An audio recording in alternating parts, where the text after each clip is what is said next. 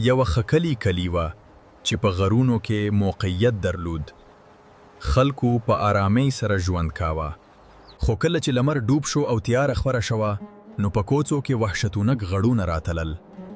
دا د چړیل ویره وه. هر شپه به هغې د کلی نه یوه وزه یا ګډ په هوا کې پورته کاوه.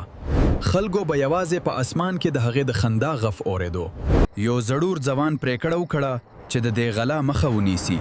خو کله چې هغې ته په کمین کې کېناست نو د چړیل په لیدو شیشکې هغه په خپلو خوسا نوکانو کې ونیو او د اسمان په لور یې یوړ.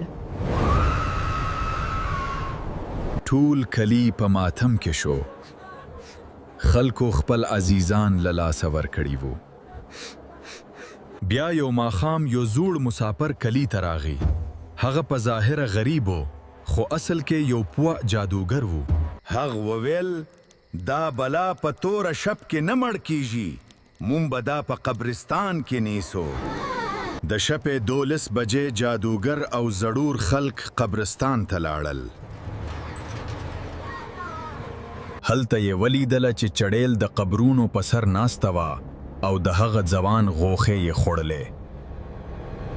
جادوګر خپله کسا راوخیسته او په لوړ غز یې دم پیل کړ. په قبرستان کې سخت طوفان راغی.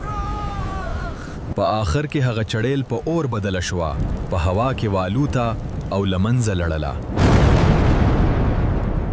له هغې ورځې وروخته بیا په هغه کلي کې هېډ کله توره ویره رانغله. آرامي بیرته راغله.